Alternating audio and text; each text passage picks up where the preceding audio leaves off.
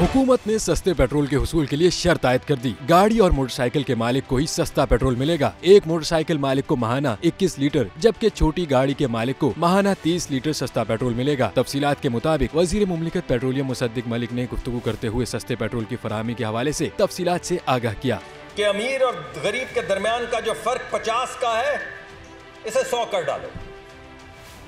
तो अब हम सुबह से 100 का फर्क के ऊपर काम कर रहे हैं और अब अमीर 100 रुपए ज्यादा देगा और गरीब 100 रुपए कम देगा। यह हुक्म दिया गया है वजीर आजम की तरफ से।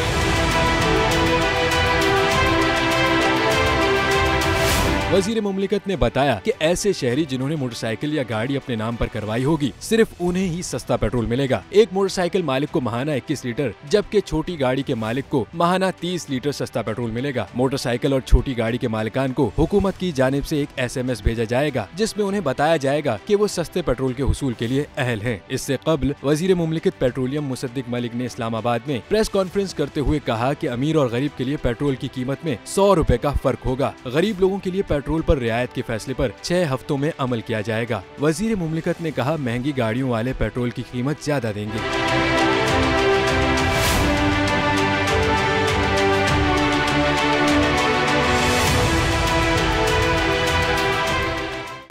था हुकूमत का फिरौन को भी नशा, जुल्म पर जुल्म वो खलकत पर करता रहा।